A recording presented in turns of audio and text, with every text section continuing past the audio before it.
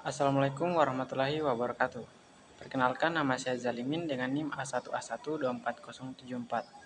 Video kali ini saya buat untuk memenuhi salah satu tugas ekonomi makro 1. Nah, selanjutnya kita masuk pada pembahasan materi Inflationary Gap and Demand Pool Inflation. Pada bagian latar belakang masalah, di mana stabilitas harga adalah salah satu dari 3 pilar utama kebijakan makroekonomi.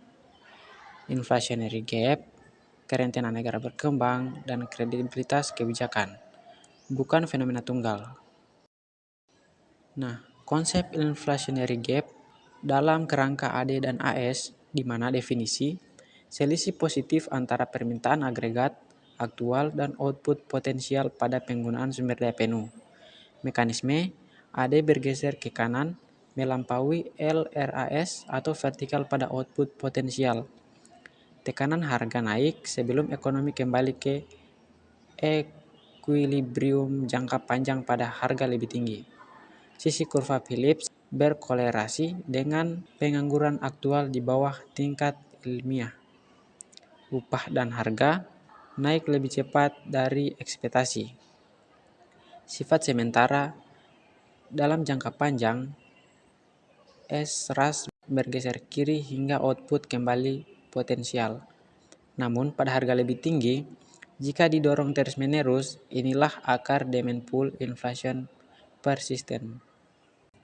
Nah, pada demand pull inflation dan teori kuantitas uang, di mana M kali V sama dengan P kali Y, di mana teori kuantitas uang, pertumbuhan uang beredar atau M melampaui pertumbuhan output real atau Y dengan kecepatan uang atau V relatif stabil mendorong kenaikan harga atau P. Nah, di sini kita bisa lihat kurva Phillips, jangka pendek, dan kredibilitas kebijakan.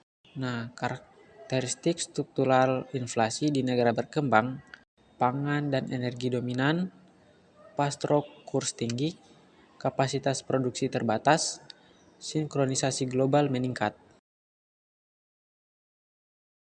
Nah, pada implikasi dan rekomendasi kebijakan.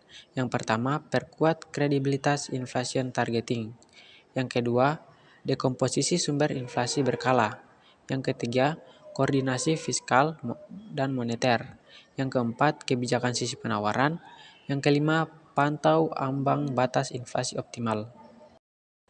Nah, pada kesimpulannya, inflationary gap terjadi saat permintaan agregat melampaui output potensial, memicu demand pull inflation sebelum ekonomi kembali ke equilibrium jangka panjang pada harga lebih tinggi.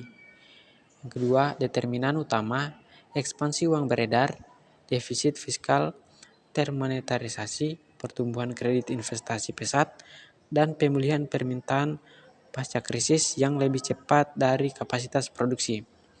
Yang ketiga, sintesis 10 literatur. Menegaskan inflasi negara berkembang adalah hasil interaksi kompleks, permintaan, penawaran, kredibilitas, kelembagaan, guncangan eksternal, dan hubungan non-linear pertumbuhan inflasi. Yang keempat, efektivitas kebijakan bergantung pada ketepatan dekomposisi sumber inflasi, kredibilitas inflation targeting, dan koordinasi erat moneter fiskal sisi penawaran. Nah, itu saja penjelasan dari saya. Semoga video ini bisa bermanfaat bagi teman-teman. Saya ucapkan terima kasih. Assalamualaikum warahmatullahi wabarakatuh.